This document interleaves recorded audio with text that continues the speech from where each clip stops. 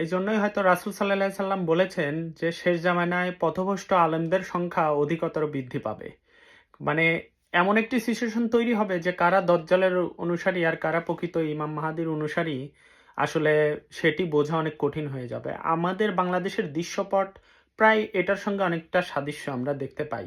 যেমন ২০২৪ সালের আগে আমরা বাংলাদেশের বিভিন্ন ছোটখাটো কনসেপ্ট নিয়েই দেখতে পেয়েছি যে বিভিন্ন অ্যাম্বাসি ঘেরাও, বিভিন্ন অ্যাম্বাসিতে রোড ম্যাপ করা, লং মার্চ করা, বিভিন্ন টাইপের পদক্ষেপ দেখতে পেয়েছি। কিন্তু মুসলিম ইতিহাসের সবচেয়ে বড় ঘটনা আয়াতুল্লাহ আল খামেনিকে হত্যা করা, কিন্তু আমি এখন আর মানে সেই দিনের মতো কিন্তু আর প্রতিবাদ দেখতে পাই না। মানে প্রতিবাদ করা না করার সঙ্গে যায় আসে না, কিন্তু সবচেয়ে বড় কথা হলো এরা এখন একটা বড় একটা আমেরিকার এজেন্ট হয়ে বাংলাদেশে কাজ করে, একটা এম্বাসির এজেন্ট হয়ে বাংলাদেশে কাজ করে, যাদের কারণে তারা এটাকে হালাল বলে দাবি করে এবং হালাল বলে প্রচারণা করে।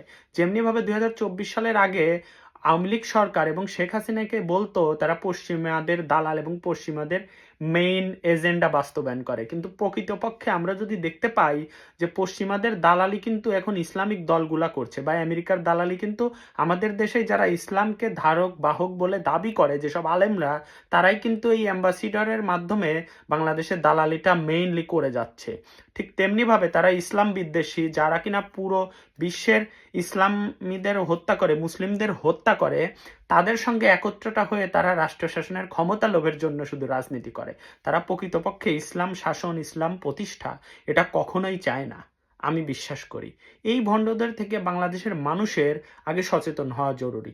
এ ভণ্ডরা তো কোনোদিনই বাংলাদেশকে উন্নয়নশীল একটা দেশ দিতে পারবে না, কারণ আমেরিকা যাদের দিকে চোখ দেয় মূলত, তারা মূলত আমেরিকার কাজই হলো ধর্মকে ব্যবহার করে বা বিভিন্ন গোষ্ঠীকে ব্যবহার করে সেই দেশে গরিব তৈরি করা, বিশৃঙ্খল তৈরি করা এবং আমেরিকার স্বার্থ হাসিল করা, অর্থনীতি লাভবান হাসিল করা। ঠিক বাংলাদেশ এখন সেই পথেই আছে, আমরা দেখতে পাচ্ছি। এবং ইসলামিক রাজনৈতিক দলগুলোকে অনেক অ্যাক্টিভেট করা হয়েছে, অনেক পাওয়ারফুল করা হয়েছে, যা আর এরা অন্ধের মতো ক্ষমতার লোভে নিজের দেশের অস্তিত্ব, দেশের লাভবান, দেশের আইডেন্টিটি সবকিছু ভুলে গিয়ে মানে ক্ষমতার লোভে ধর্মর যে অস্তিত্ব সেটাকেও এরা ভুলে যাচ্ছে। এরা এত পরিমাণে মুনাফিক। হয়তো এই জন্যই রাসূল সাল্লাল্লাহু আলাইহি সাল্লাম বলেছেন যে শেষ জামানায় পথভ্রষ্ট আলেম সংখ্যক অনেক বেড়ে যাবে এবং আমরা মুসলিম হিসেবে অনেক বেশি বিভ্রান্ত হব।